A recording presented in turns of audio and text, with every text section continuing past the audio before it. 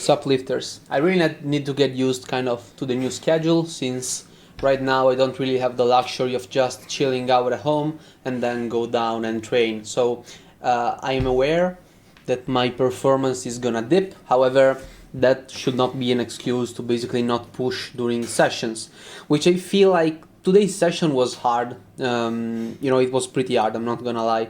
But I feel like there was kind of taxed at the very least mentally, since this morning I recorded like 4 or 5 videos.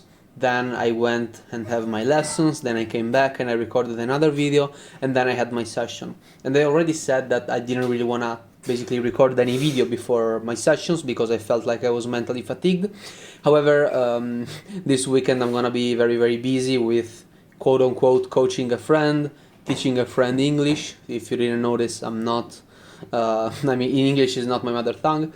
And yeah, in general I'm busy because I also have to train and do all of my stuff, do the videos, study, and yada yada.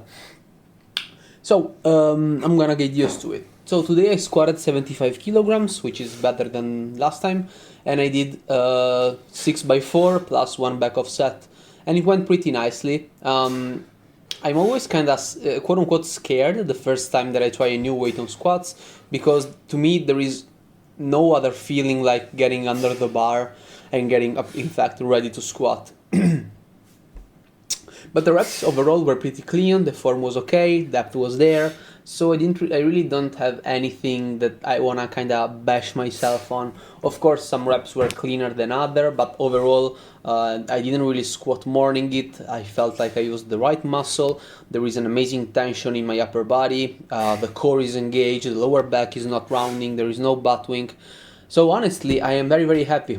Right now, the only bad thing, quote unquote bad, of my squat is my left side, which still tends to dip, and that is kind of a puzzle that I'm quite struggling to solve, to be honest, because I'm doing all of my mobilization, I'm doing all of the myofascial releases, but that doesn't really seem to help. I feel like when I get into position, you see, even there, like the bar is okay, and then when I go down, you see, like the left elbow comes up for absolutely no reason, and I feel like that sometimes can compromise my position, but I'm not sure. Look at this. Right now the elbows are in a completely different position, but the bar is staying still, so I'm really, really puzzled by it, because I never really thought about, okay, I'm gonna do this set and I'm gonna keep an elbow higher. So I really feel like that either I'm gonna use a mirror, although I broke mine, so I don't really know when I'll get a new one, or I will basically asking somebody who can just stay behind me and simply tell me when I'm doing anything good with my arms, like if they are in the same position and what happens. Because again, even here, you can see that the left arm has the elbow higher than the right one. So yeah, I'm pretty puzzled. I don't really know what to say, to be honest. I really don't know, because if it is a question of shoulder mobility, then it doesn't really make any sense, in my opinion, that the elbow is coming higher, I believe, because if the elbow comes higher, it means that my shoulder has perfectly mobility when I'm moving it back. What could make sense, however, is that the elbow is higher, because if the elbow comes higher, I have to externally rotate less inside of the joint. So that might be a good idea that I need to kind of keep in mind in the future. So more external rotation. That's what I need to improve. This was my back off set. And just another thing that I also need to kind of make sure I remember to do is when I do my 3-step approach, I need to have my toes opened up a lot. I don't know if you noticed, but every single first rep that I do in a set, you can see my heels spinning in, even there. Even there, when we're at like the 7th or 8th rep, maybe. Yeah, 6th or 7th, I was gonna say. Yeah, it was a really struggle. It was really a struggle, you know. And look at that, when I walk also, the left side tends to drop a lot. So then I actually just try to do this thing where I basically just hold the rack hold, it's sped up by the way, just to see what happens. But again, left side comes down, even when at the beginning I tried to basically keep both of my elbows in as if I were gonna push. Then I wanted to do sumo deadlifts and my quads were completely fried, they were non-existent, they were out of the map. I swear to God I couldn't do them. I needed to rest, so I decided to do a very slight superset, which turned into a normal set of 3 with hyperextensions, where you can also see my very nice cake. Uh, and then I did my L-sit raises, and I just wanted to do L-sits because I wanted to prove if my theory was right.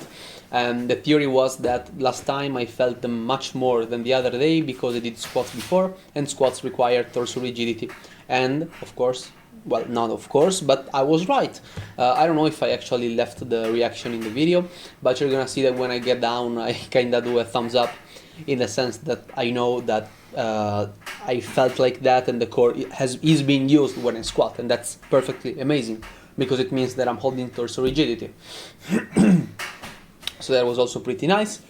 Then front squat, which I feel like is the best squat I do in terms of form, because I have a very nice depth. Of course, never the first series. The first series is always kind of trash because it basically when I'm trying to kind of find myself. Also, look at that. My front rack position has improved a lot because I was holding the weight with all 4 fingers, and I don't really know what happened because I mean all I did is just kept doing it, and guess what, the body adapted. So there is no reason for people to actually stress over stuff like this. I believe that if you keep doing stuff over time, the body will adapt. Now I don't know if my ankle mobility will ever improve, but you know, this at least is something. So I did front squat with 50, I did 4 sets, and then I was done. I had to do my hip thrust, but I was completely done, completely obliterated is a word I like to use. I was completely done, and I said, listen, I'm just gonna go there, I'm gonna stretch a bit, and I'm gonna get back next time. As I already said a lot, my main focus for these days are the quads, so knee flexions and squatting in general. Everything else is quote-unquote secondary, and I can't sacrifice it. Now, I shouldn't. I should be able to do everything that I planned. But as I said, I also need to get used to the new schedule. This is the first week of uni, which was even softer because next week I'm gonna have even more lessons. I'm gonna get even more tired. So I mean, we're gonna see how will it go. But you know, I have faith in myself. I know that I won't skip any workouts. Maybe they will be suboptimal, but who cares? As long as I'm progressing on the bigger lifts, one day I'm gonna again have basically done all of the exams, and I will be able to chill for a bit. That is gonna happen. That is gonna happen.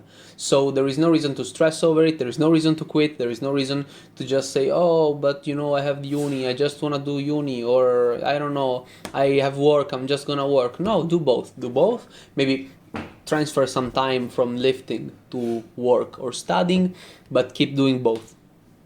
And that is pretty much the message that I wanted to give you across. And you will see that in the next weeks it's gonna be better. Also, I don't know if you noticed, but if you wanna reload this clip, there was a moment in which my left feet heel kinda, sorry, not heel, the point of my left foot kinda slipped out. That was a terrible squat. And I don't really know why it happened, but it just spun it out too much. Anyway, this is it for today's workout, and as you can see, I had squats, high bar, 75 kilograms, 6 times 4. And then I did a set with 60 and did 8.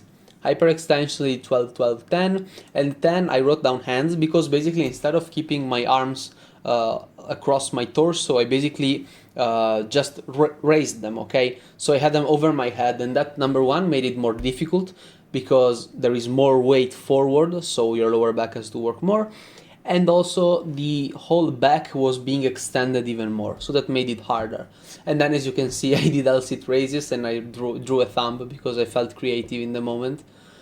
And I said basically that thumb was to remind the current me, that those L-sit raises actually fired up my core, which was because of the squats. Front squats, 50 kilograms. So we're progressing, you know, we're progressing just fine. I'm just gonna get used to this workload. See you guys tomorrow.